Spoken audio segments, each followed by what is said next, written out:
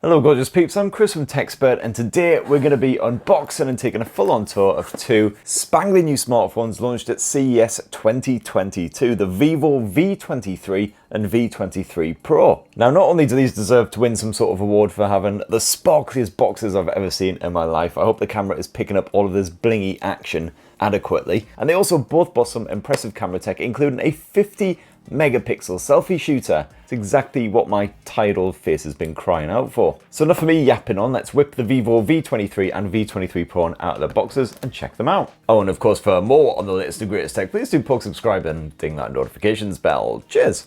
Okay, let's see what we got. Okay, so what do you have in each box besides the actual smartphone? One 44-watt flash charge adapter, one Type-C USB cable, bit of pokey pin device action. You've got a Type-C 3.5mm headphone adapter, because unfortunately there's no headphone jack on these smartphones. And you do actually get some headphones bundled in there as well, but they are 3.5mm. I don't know why Vivo didn't just chuck in some Type-C ones. And here with the Vivo 23, I've also got a bundled condom case to wrap around it, keep it all nice and safe and protected. And that's it, it's a pretty good box. A veritable feast of random goodies tucked away in there. Okay, so let's start with the design of these two mighty new Vivo blowers. The V23 and the V23 Pro are slightly different sizes. You've got a 6.4-inch screen here on the standard Vivo 23, and that is boosted to a 6.56-incher here on the V23 Pro. However, the dimensions of these phones are actually pretty similar, and that's because the V23 Pro has a screen which curves around the edges, just slopes around there very gently indeed, whereas on the V23 it is a flat display. What you've got is a much more blocky iPhone style design here on the standard model. Thankfully the V23 isn't quite as brick-like as those Apple iPhones, but you do get that bit of flat edge action. Meanwhile, the V23 Pro does appear to be much skinnier than its sibling at a quick glance, but actually they're about the same thickness overall. It's just an optical illusion of that curved screen. When you stick them one on top of the other like so, you'll see there's not really much difference between them at all. And there's really not much in it as far as the weight goes. You've got 171 gram chassis here on the standard Vivo V23, 179 on the V23 Pro, so reasonably light. You've got reasonably skinny bezels surrounding both of these displays as well, not too bad at all. And then if we flip them both over, quite a dazzling design. So you can pick the Vivo V23 and the V23 Pro in two different hues, either Stardust Black or this stunning Sunshine Gold finish. So as you can see, that arse really shines when it catches the light just so, and it is constructed from fluorite AG glass. Hopefully should prove quite tough, hopefully not susceptible to wear and tear. And it is a matte finish as well, so thankfully seems quite resistant to scuffs and greasy prints. And actually, as you tilt these Vivo phones, the colour does seem to morph from a sort of a sunshiny yellow to an almost greeny, bluey kind of finish. It's almost as dazzling as those super sparkly boxes. And no real surprises as far as the ports go on both of these smartphones. You've got your Type-C USB port down below next to the SIM tray. You got your power button and your volume rocker over on the right edge, and that's basically it. No headphone jack, as I mentioned before. I haven't had a good bit of a play around on these Vivo smartphones. They both seem to be running the same software experience. It is the latest, freshest Android 12, thankfully, which is great to see. And squatted on top of that is Vivo's own FunTouch OS launcher. And yes, I realise I am a grown-ass man, almost 40 years on this ridiculous little planet, and yet I still find that name utterly hilarious. And I get on absolutely fine with FunTouch. There is a bit of configuration you'll have to do to start with, because as you see, if you drag down anywhere from on the screen, you don't get the notifications bar, you get the global search. Thankfully, that is something that is easily rectified inside of the Vivo V23's home settings. As you can see there, swipe downwards on home screen for global search, just change that to notification center.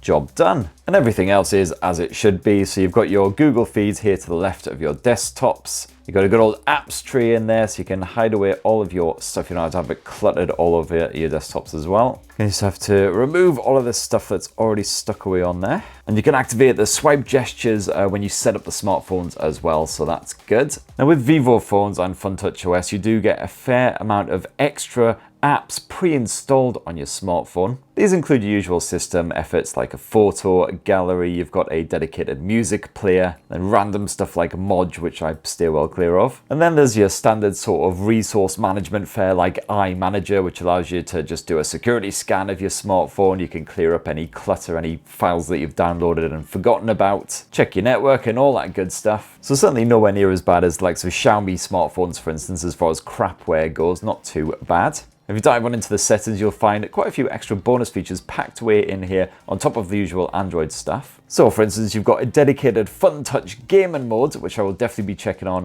later when we touch on performance. And also if you jump into the shortcuts and accessibility section in here as well, you got lots of extra little bits of gesture control and the rest. So for instance, quick action. This allows you to access a feature of your choosing when the phone is hibernating, so you can quickly and easily open up the camera, turn on the torch, whatever. Don't know why you'd be that desperate to open Facebook exactly, but you can choose your own app if you prefer. You can use that camera flash as a notifications light for incoming calls. You've also got a dedicated one-handed mode, which is handy considering these Vivo V23 blowers are pretty bloody big. And yeah, this definitely does take some getting used to, but once you're there, it works. Oh, I didn't actually manage it that time. It does work a treat. Just shrinks everything down there, as you can see, so you can quickly and easily reach up to that top end of the display. Very handy when you're using your apps as well. Definitely recommend checking out the Sunderland versus Sheffield Wednesday highlights, unless you happen to be a Sheffield Wednesday fan. Anyway, yes, lots of bonus features tucked away in there, but overall a fairly stock Android vibe, which is definitely to be commended. And on the storage tip, where you've got a choice of 128 or 256 gigs of internal storage with both the Vivo V23 and the V23 Pro. Sadly, neither of them offer microSD memory card expandability. However, you've got a dual SIM tray inside of these things, but no space for memory cards. So when it comes to the displays, the main difference between the Vivo V23 and the V23 Pro is the fact that the Pro has that curved display which just slopes around the edges of the smartphone, whereas on the Vivo V23, the standard model, it is completely flat. Here on the Vivo V23 Pro, it is a slightly larger display. It's a 6.56-inch AMOLED screen with a Full HD Plus resolution, compared with the standard model where you've got a 6.4-inch AMOLED display, but it is once again a Full HD Plus panel, and I can't notice any difference in the visuals between these two, even when I squint really hard with my knackered old peepers. If you bounce on into the display settings on the V23 and the V23 Pro, you've got the same options in here for tweaking the color output, for instance, or make things a bit more punchy and bright. You can stick with a more accurate color representation. You can also manually tweak the color temperature.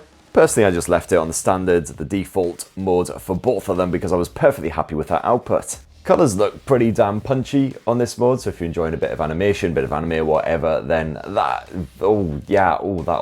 work, definitely. And if you spunk up a bit more cash for the Vivo V23 Pro, we do get full HDR10 Plus support, but I found that the contrast and the color reproduction here on the standard Vivo V23 was absolutely perfect for enjoying a bit of Netflix and anything anyway. And also both the Vivo V23 and the V23 Pro sport a 90Hz peak refresh as well. You do have the smart switch feature enabled by default, which will scale up between 60 and 90Hz depending on what you're doing to suit your content. Or as you can see there, you can just bump it up to 90Hz permanently if you don't mind sacrificing a little bit of extra battery life. Sadly, the audio quality not quite so good here on the Vivo V23 or the V23 Pro. Both sport a mono speaker setup. You don't get a stereo speaker arrangement even on the more expensive Premium Pro model.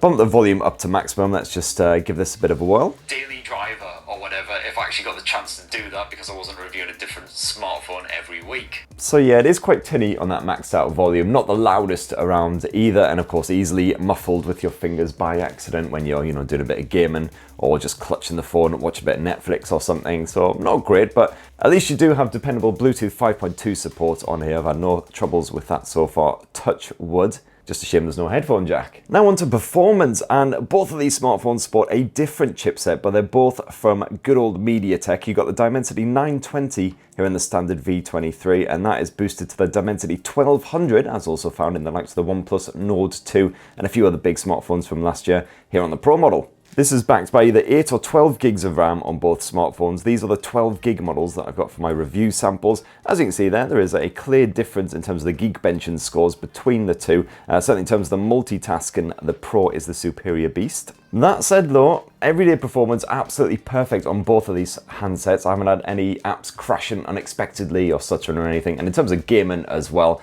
no worries there. Genshin Impact runs pretty damn well on the 920 as well as that 1200. If you do plan on playing the latest, most demanding titles like Genshin Impact on maxed out detail settings, you want to boost that frame rate to 60 FPS and still get a nice, smooth, stutter-free experience, well, definitely you want to be going for the Pro, because that 1200 can handle it, no worries. If you're quite happy just piddling about doing Genshin Impact on the average detail settings, and you don't mind the occasional tiny little judder in that frame rate, then you know what, the standard Vivo V23 will do the job absolutely fine, and neither of these handsets began to get troublesomely toasty, even after quite prolonged gameplay sessions. And yeah, you do also have that dedicated gaming feature, courtesy of good old FunTouch, which allows you to block notifications, you can take screenshots, record your gameplay, and you do have a dedicated performance mode as well, which just helps to funnel all of the phone's resources into that game and block background shenanigans from, you know, making everything a bit crap. You've got a pair of SIM slots on the standard V23 as well as the V23 Pro, and both of those SIM slots support 5G, courtesy of that Dimensity chipset action. Now on the battery front, you've got a 4,300 mAh capacity cell crammed into the slender chassis of the Vivo V23 Pro. That's slightly smaller on the standard V23, it's a 4,200 mAh capacity battery. I've actually already had my SIM slammed inside of the Pro for the last couple of days, been using it as my full-time smartphone, and touch wood,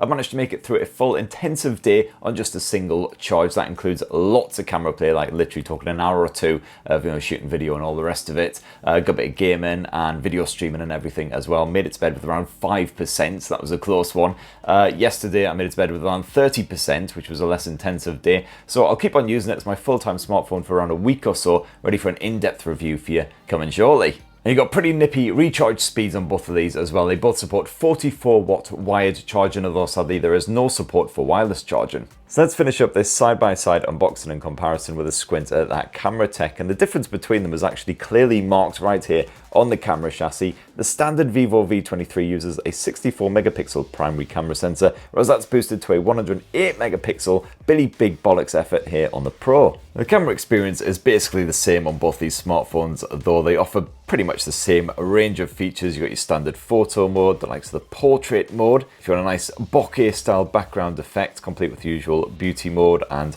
scalable bokeh shenanigans. You also naturally have a night mode as well, because what phone doesn't come with a night mode these days?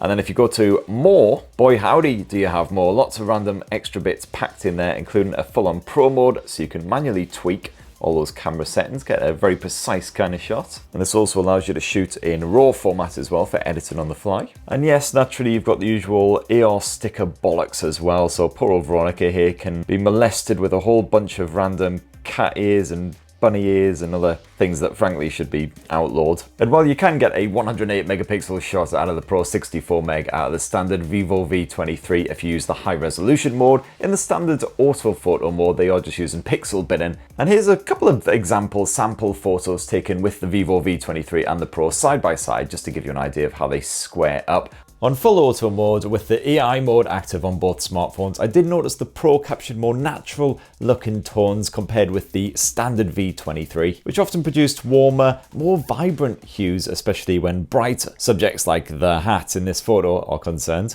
And at night, I did notice that the Pro phone was capturing slightly more detail as well, and slightly more natural looking tones, again compared with its cheaper sibling. But certainly so far, either of them seems to do the job very nicely for your everyday shots. And if you happen to knock around with other living subjects, then certainly the Vivo V23 Pro has been handling them absolutely flawlessly. No blurry shots or anything like that, even with slightly manic cats. As for the rest of the camera setup, we've also got an 8 megapixel ultra wide angle shooter on both the Vivo V23 and the Pro model as well. But you don't get a telephoto shooter, sadly, it's just digital zoom when you tap here, because that final lens is just a 2 megapixel super macro lens. To get this on the go, all you gotta do is just tap up here, and then we swap to that final lens, and it should be alright if you wanna get a really up close and personal snap of something. And last up, video. And as you can see, both the Vivo V23 and that Pro can shoot up to 4K resolution footage at up to 60 frames per second. The only difference I can see is that you get a teleprompter feature here on the Pro. Apart from that, all the same.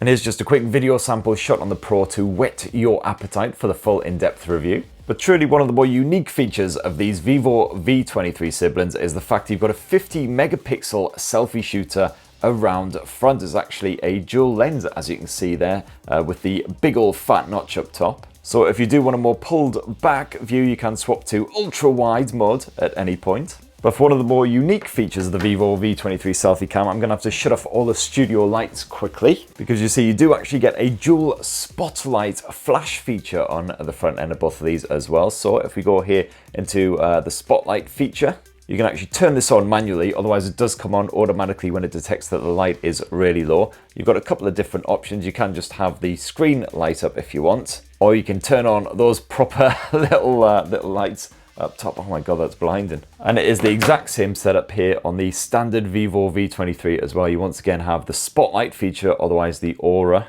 And yeah, in combination, these certainly do a bloody good job of lighting up your mug when you're trying to shoot a in-the-dark selfie. So if you like sharing lots of Insta shots in the club or whatever, then definitely job done. So there you have it. That in a nutshell is the Vivo V23 and the Vivo V23 Pro, how they stack up, which one might be best for you. Do you reckon? It'd be great to hear your thoughts in the comments down below. And if you are very interested in the Vivo V23 Pro, well, I will be doing a full in-depth review of that very shortly indeed. As I say, already have my sim in there for a good few days ahead of the launch. So for more on this bad boy and the latest and greatest tech in general, please do poke, subscribe and ding that notifications bell, and have yourselves a bloody wonderful rest of the week. Cheers everyone, love you.